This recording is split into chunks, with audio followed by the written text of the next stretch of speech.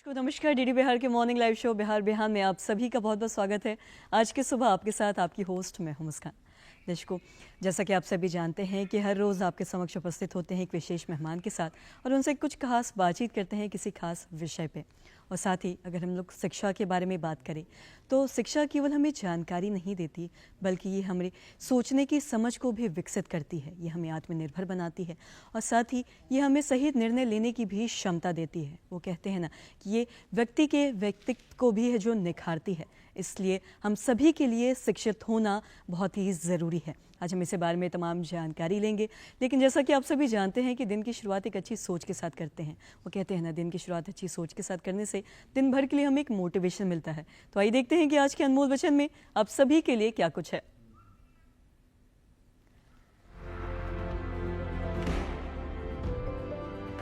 मेरा मन मेरा मंदिर है, मैं किसी को भी अपने गंदे पांव के साथ मेरे मन में नहीं गुजरने दूंगा। महात्मा गांधी।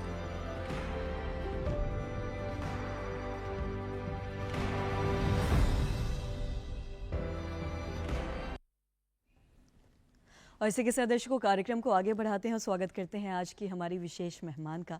आपको बता दें कि आज स्टूडियो में हमारे साथ मौजूद है डॉक्टर विनीता सिंह सहाय। आपको बता दें कि आईएम को जो संस्थान है उसको एक नई दिशा, एक नई दृष्टि, एक नया आकार देने में इनका एक बहुत बड़ा योगदान है। आज हम इनसे तमाम जानकारी लेंगे, तमाम चीज़ों पे बातचीत करेंगे। मैम नमस्कार, बहुत बहुत स्वागत है आपका हमारे इस खास कार्यक्रम में। नमस्कार। मैम आपसे जानना चाहेंगे, आप लंबे समय से है जो आप आईएम में हैं और आईएम के निदेशक के रूप में आप कार्यरत हैं।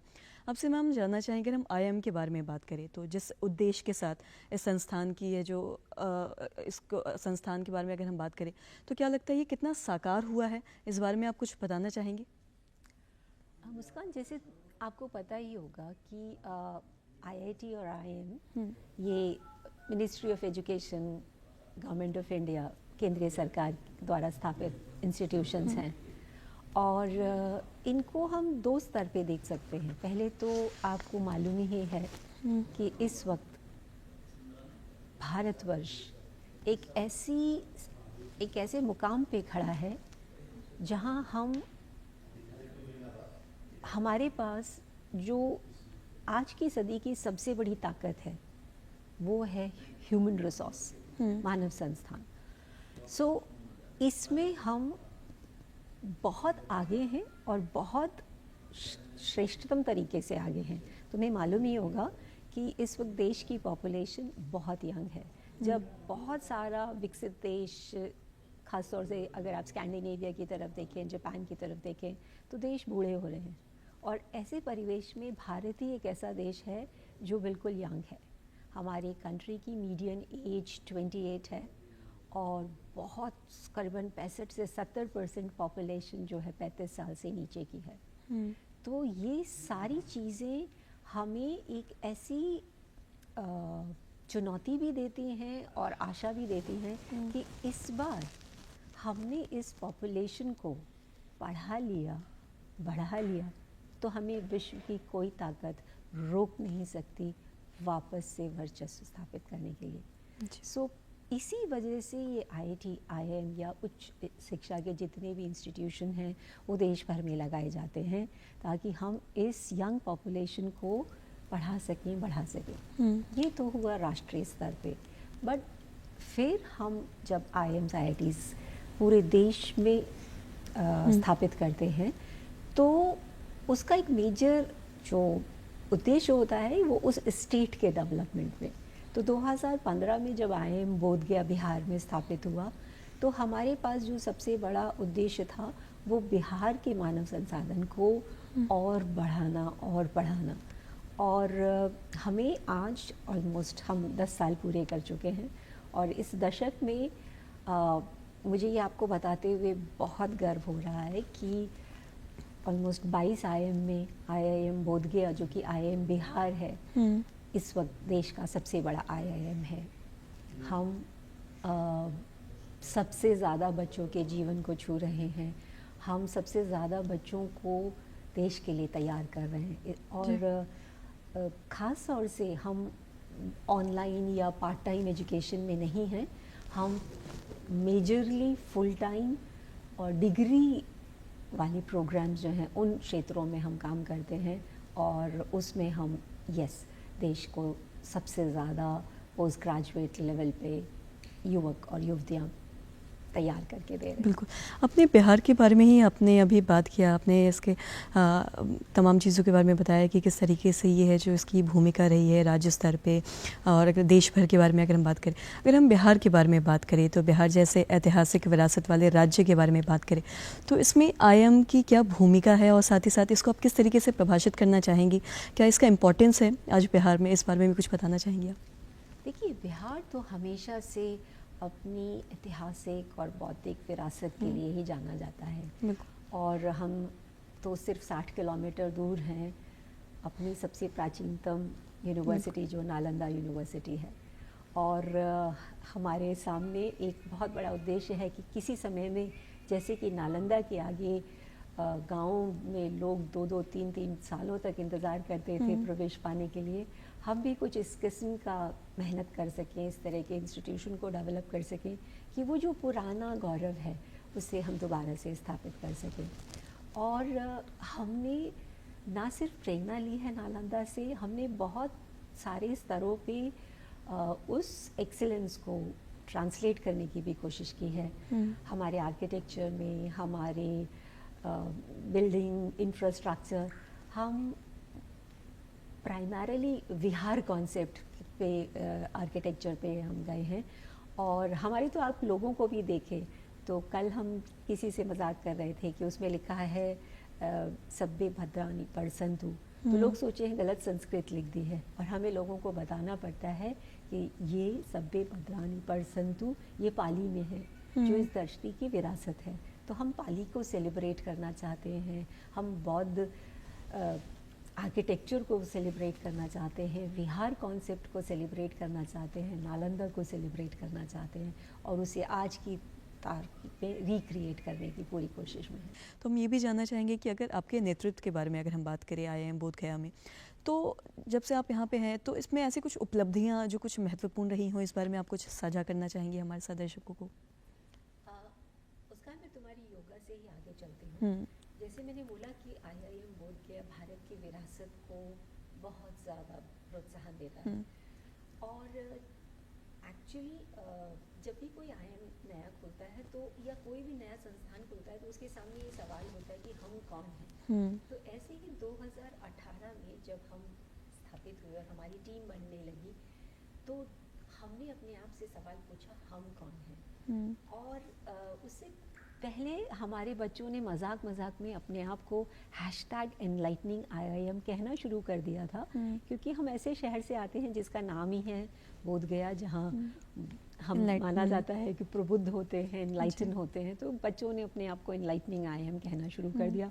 और मुझे याद है मैंने उनसे बोला कि ये कुछ ज़्यादा तो नहीं हो गया है, लेकिन फिर 2022 में हमने फिर अपने आप को #enlightening IIM कहना शुरू किया, बिकॉज 18 से 22 के बीच की जो यात्रा है उसमें जैसे IIMs में IIM कैलकाटा जाना जाता है डिसीजन साइंसेस के लिए, IIM बैंगलोर जाना जाता है पब्लिक पॉलिसी के लिए, तो हमने बहुत क्लियरली अपना विजन क्रिएट किया कि हम जाने जाएंगे 2 चीज़ों के लिए, या हमारी 5 कोर वैल्यूज़ जो हमने उस वक्त चूज़ की, mindfulness, sustainability, leadership, social impact and life long learning. और ख़ास तौर से इसमें जो माइंडफुलनेस है ये बोधगया की विरासत है। बिल्कुल। ये जो आज की दुनिया है इसमें हम लोग अपने आप को बहुत क्लियरली डिफ्रेंशिएट करना चाहते हैं माइंडफुलनेस और वेलनेस के अराउंड, और इसी कारण जब हम वेलनेस की बात करते हैं तो हम फिजिकल वेलनेस और मेंटल वेलनेस दोनों की बात करते हैं। और शायद योग जो अगेन भारत की विरासत है उसका फिज़िकल वेलनेस में एक बहुत बड़ा योगदान है, जिसके चलते योग मेडिटेशन हमारे सभी कार्यक्रमों का एक अभिन्न अंग है और बहुत ही इम्पॉर्टेंट अंग है। और ये हमें डिफ्रेंशिएट करने में मदद करता है कि हम एक IIM है जो इस तरह की परंपराओं को न सिर्फ बढ़ा रहे हैं बल्कि आगे बहुत साइंटिफिकली लेके जा रहे हैं। बिल्कुल बिल्कुल। साथ ही शिक्षा के बारे में हम लोग बात कर रहे हैं और आपके नेतृत्व में आपने बताया कि क्या कुछ बदलाव हुए हैं, ऐसे क्या कुछ उपलब्धियां हैं, जैसा आपने बताया कि 4 चीज़ों के उपलक्ष्य में आप लोग हैं जो चल रहे हैं, माइंडफुलनेस और भी चीज़ें जो आपने बताई। साथ ही अगर हम शिक्षा के बारे में बात करें, इन जनरल अगर हम चीज़ों के बारे में बात करते हैं तो एजुकेशन सभी के लिए ज़रूरी है, चाहे वो महिला हो, पुरुष हो, कोई हो। अगर हम महिलाओं के बारे में बात करें तो आज उनका आत्मनिर्भर बनना, उनको इंडिपेंडेंट होना, उनको शिक्षित होना कितना ज़रूरी आप मानती हैं, या फिर सभी के लिए शिक्षित होना कितना ज़रूरी है, इस बारे में आप कुछ बताना चाहेंगी? देखिए, देश को अगर वापस पावरफुल बनना है एंड ये हमारे पास कोई विकल्प नहीं है, ये एक बहुत बड़ी ज़रूरत है कि ख़ासतौर से आज की जो जियोपॉलिटिकल इंस्टेबिलिटी है, इसमें इंडिया को इमर्ज करना एज अ सुपर पावर, और उसका सबसे बड़ा जो स्रोत है वो हमारी बौद्धिक पावर, हमारी इंटेलेक्चुअल या नॉलेज कैपिटल। और उस नॉलेज कैपिटल के लिए इस युवा वर्ग को शिक्षित होना अनिवार्य है।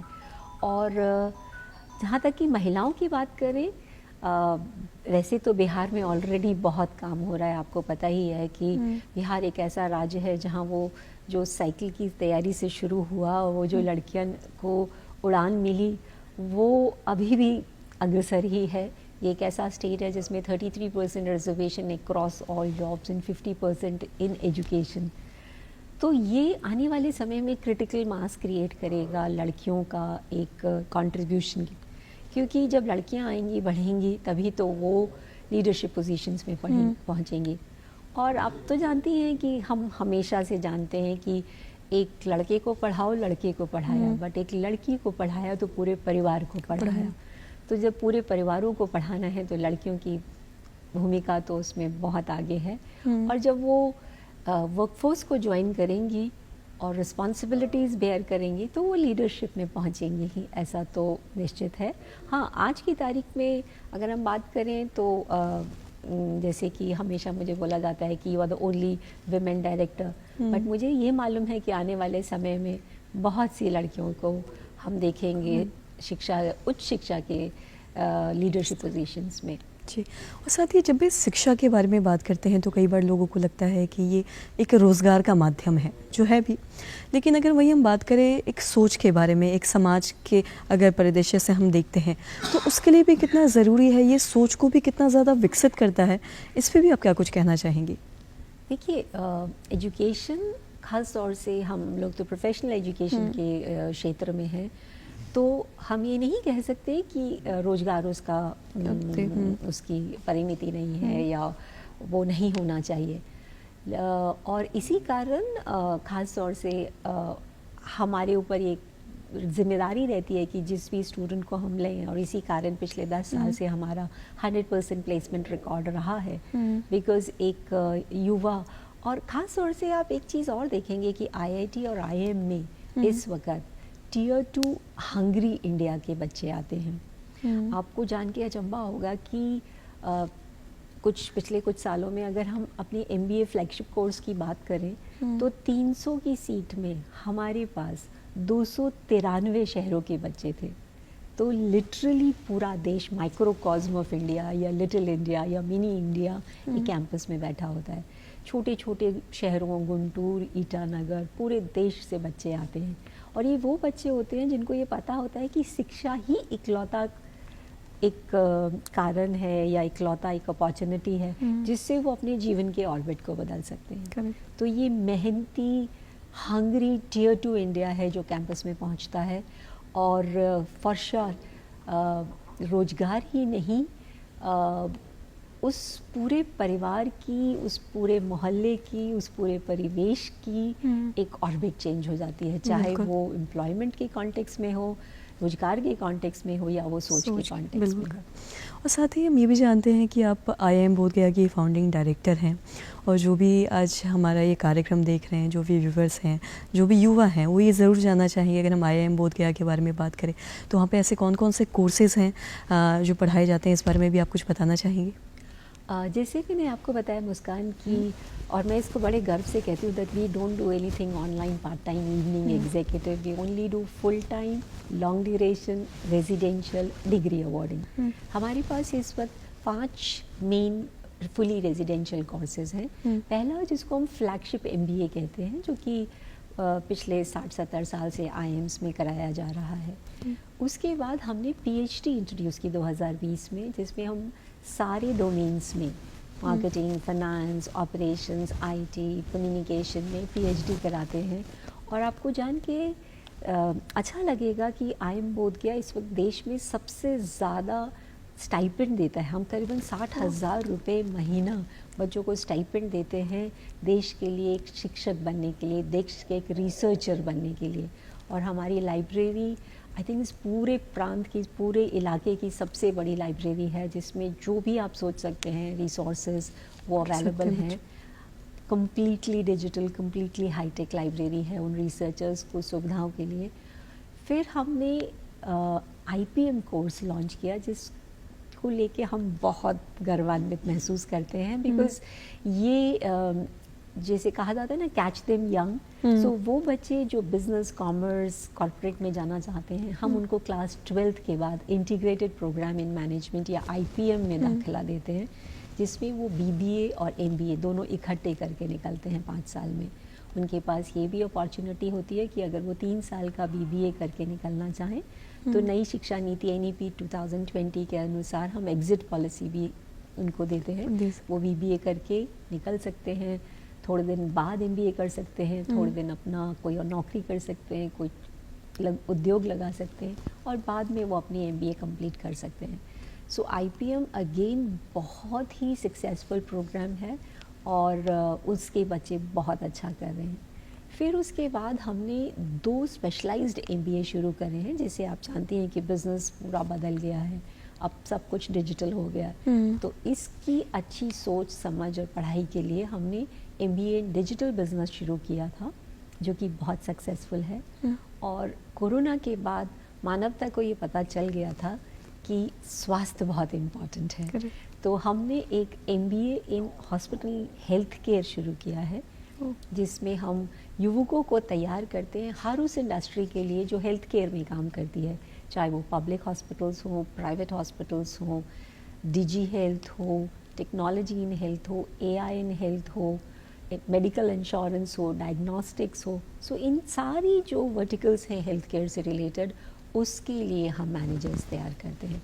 तो ये सारे मिला के 5 कोर्सेज हैं जो कि हम आज की तारीख में कैंपस में फुल टाइम बेसिस पे रन साथ करते ही अगर हैं। हम एलिजिबिलिटी क्राइटेरिया के बारे में भी बात करें कि आईआईएम बोध गया कि अगर हम सारे आईआईएम जितने भी देश भर में आईआईएम हैं उन सब के बारे में अगर हम बात करते हैं, या फिर उसके अगर हम सिर्फ आईआईएम बोध गया के बारे में बात करते हैं, तो इसके जो एलिजिबिलिटी क्राइटेरिया है वो क्या कुछ है, इस बारे में भी आप थोड़ा बताना चाहेंगे? वैसे तो आप जानती ही हैं, जैसे आईएम्स में सिलेक्शन कैट के थ्रू होता है, एमबीए में कॉमन एडमिशन टेस्ट, जो कि पूरे देश में उसके ढेरों सेंटर्स होते हैं और उसमें बच्चे एग्ज़ाम दे के क्वालिफाई करते हैं। उसके बाद इंटरव्यूज़ होते हैं और एक हमारी जो एडमिशन पॉलिसी है वो इंटरनेट पे हमेशा अवेलेबल होती है, जिसमें डेफिनेटली हम कोशिश करते हैं कि ब्राइट, प्रॉमिसिंग, मेरिटोक्रेटिक एडमिशन्स हम दे पाएँ, उन बच्चों को भी बढ़ावा दे पाएँ जो ऑलरेडी वर्क एक्सपीरियंस लेके हैं। और हम बहुत कोशिश करते हैं कैंपस में लड़कियों को लाने की, क्योंकि एक जेंडर डाइवर्सिटी बहुत क्रिटिकल है, ना सिर्फ कैंपस के लिए बट बाद में इंडस्ट्री को भी बहुत ज़रूरत है विमेन वर्कफोर्स को लाने के लिए, जिसके लिए कैंपस में लड़कियां होना बहुत ज़रूरी है। तो ये इस वक्त बहुत ही अच्छा टाइम है लड़कियों के लिए मैनेजमेंट एजुकेशन में आने के लिए। अक्रॉस ऑल प्रोग्राम्स हम लोग आप लोगों को बहुत बढ़ावा दे रहे हैं, और अभी नहीं तो कभी नहीं वाला स्थिति है। आइए, लड़कियों से मेरी खास गुजारिश है कि ये एक स्वर्णिम अवसर है हर लड़की को management education, IIMs, IITs join करने के लिए। सो एलिजिबिलिटी के अलावा हम आईपीएम कोर्स में ख़ास तौर से जिपमैट करके एक एग्ज़ाम करते हैं, जो कि नीट और आईआईटी जेई करने वाली जो संस्थान है एनटीए वो कंडक्ट करती है। वो करीबन 70-80 सेंटर्स इंडिया में होते हैं और 7 इंटरनेशनल सेंटर्स भी होते हैं। हमारी ये कोशिश है, जो हम बोल रहे थे कि हम नालंदा का गौरव लेके आए, तो नालंदा में पूरे विश्व से लोग आते थे। तो इंटरनेशनलाइजेशन आईएम बोधगया की एक बहुत बड़ी प्रायोरिटी है। हम लोग एमबीए लेवल पे कोशिश करते हैं जीमैट के थ्रू बच्चों को लेने के लिए, उसके अलावा हम स्टडी इन इंडिया जो सेंट्रल गवर्नमेंट का एक इनिशिएटिव है, उसमें बहुत मेहनत करते हैं कि हम पूरे विश्व से बच्चों को ला पाएँ। और अंडरग्रेड लेवल पे जिपमैट पहले तो विश्व के 7 कंट्रीज़ में भी होता है, और उसके अलावा हम सैट के थ्रू भी एडमिशन्स लेते हैं।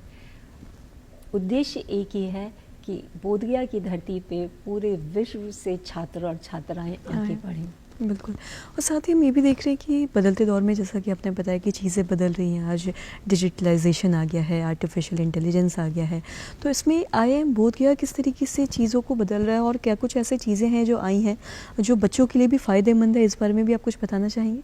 देखिए, ये आपने बहुत सही बात करी कि पूरा परिवेश जो है चेंज हो गया है, डिजिटलाइजेशन हो गया है, और नई नई एरियाज आर्टिफिशियल इंटेलिजेंस। और हमेशा ये कहा जाता है कि इंडिया से शायद जब इंटरनेट का अपॉर्चुनिटी आया था तो हम उतना लेवरेज नहीं कर पाए, हम उतना उसका फ़ायदा नहीं ले पाए। लेकिन आर्टिफिशियल इंटेलिजेंस के लिए देश पूरी तरह से गियर्ड अप है। जिस तरह के इन्वेस्टमेंट्स गवर्नमेंट कर रही है और जिस तरह की अपॉर्चुनिटीज़ हम लोग क्रिएट कर रहे हैं, सो एक्रॉस ये जो मैंने 5 प्रोग्राम्स बोले हैं ना, इसमें फुल क्रेडिट कोर्सेज हैं इन सब नए एरियाज़ में। जैसे मैंने आपको बताया कि पूरा MBA है डिजिटल बिजनेस में।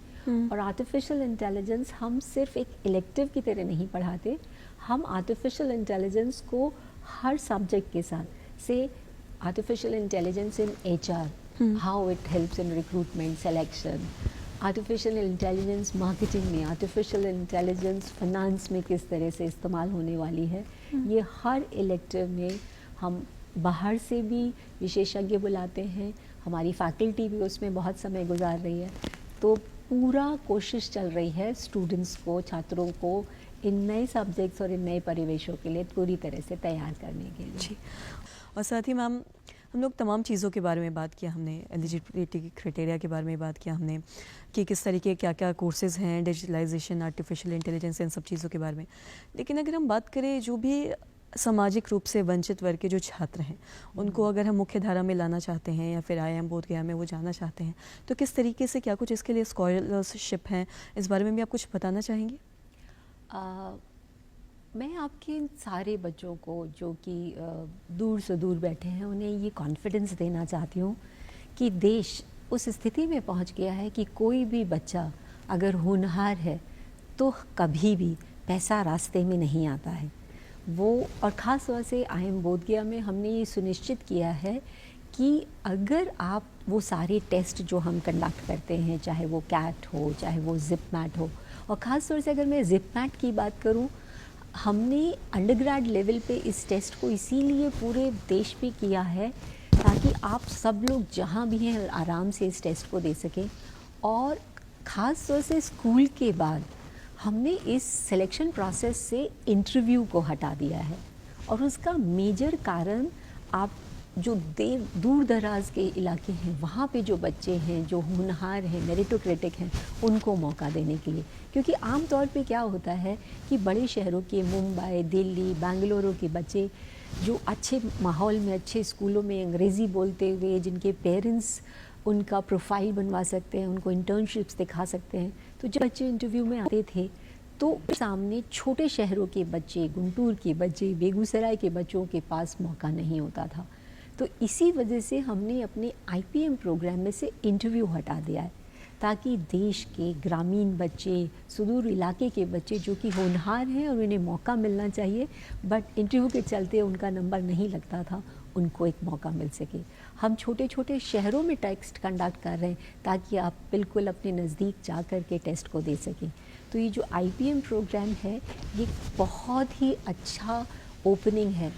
और एक और चीज़ हम देखते हैं कि हर स्टेट, चाहे वो बिहार हो, मध्य प्रदेश हो, गुजरात हो, हर स्टेट में ऐसी स्कॉलरशिप्स हैं, छात्रवृत्तियां हैं जो कि आपको ऑलमोस्ट ज़ीरो कास्ट पे पढ़ने का मौका देती हैं। और अगर फिर भी अगर कोई छात्र इन सब स्टेट स्कॉलरशिप्स, जो ऑलरेडी सेंट्रल गवर्नमेंट की इतनी सारी स्कीम्स हैं, सारी रिजर्व कैटेगरीज़ के लिए स्टेट गवर्नमेंट की स्कीम्स हैं, और इनके बावजूद भी अगर किसी बच्चे को ज़रूरत होती है तो हमारे यहाँ NBFA need based financial assistance के चलते हम करोड़ों रुपए की छात्रवृत्ति उन बच्चों को देते हैं जो कि किसी भी आर्थिक कारण से उस एजुकेशन को उस वक्त सस्टेन नहीं कर पाते। इसके अलावा देश के जितने भी बैंक हैं वो सारे बैंक्स IITs और IIMs में हायर एजुकेशन या इवन अंडरग्रेड एजुकेशन के लोन्स को बगैर कोलैटरल, बगैर किसी भी चीज़ के डिपॉजिट के बहुत ही सॉफ्ट लोन्स के तौर पे देते हैं। और हमारा जो पिछले इतने सालों का एक्सपीरियंस कहता है कि उन बैंक्स को कभी NPA नहीं सफ़र करना पड़ता, क्योंकि ये सारे होनहार बच्चे तुरंत ही अपने बैंक्स के लोन को उतारने में सक्षम हो पाते हैं, क्योंकि उन्हें इतना अच्छा रोज़गार मिलता है। तो आज की तारीख में किसी भी बच्चे को ये महसूस नहीं होना चाहिए कि वो अगर मेहनत कर रहा है तो पैसा कभी एक रोड़ा या एक रुकावट बन सकता है। देश के सारे संस्थान मिलजुट के हमारे बच्चों को, होनहार बच्चों को आगे बढ़ाने की पूरी प्रयत्न कर रहे हैं। बस आप ही की तरफ से ज़रूरत है कि हिम्मत करके, मेहनत करके आगे बढ़ें। जी। और मैम साथ ही हमारे पास थोड़ी वक्त की भी पाबंदी है, तमाम चीज़ों के बारे में हमने जाना, आपसे बातचीत भी की, लेकिन जाते जाते मैं आपसे एक लास्ट सवाल मतलब आपसे रहेगा। मैं आपसे पूछना चाहूँगी, यहाँ तक पहुँचने का सफ़र किसी के लिए भी आसान नहीं है। आप निदेशक हैं IIM बोध गया की, कहाँ से आप ताल्लुक़ रखती हैं, और कहीं भी पहुँचने के लिए ना एक माँ बाप का बहुत बड़ा हाथ होता है, तो इस पर भी आप कुछ जाते जाते बताना चाहेंगी हमारे दर्शकों को?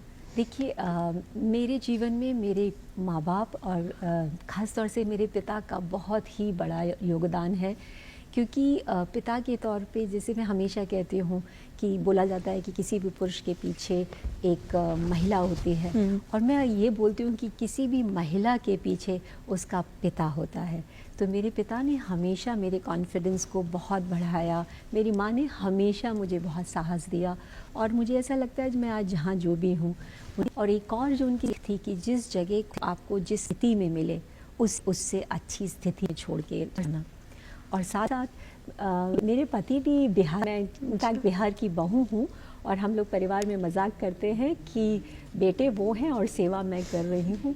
बट वो भी देश के एक बहुत ही डिफ़िकल्ट टेरेन में, जो कि जम्मू एंड कश्मीर है, वहाँ पे IIM में निदेशक के तौर पे हैं, तो उनका भी मार्गदर्शन और उनका भी हमेशा ही सपोर्ट रहा है। क्या बात है।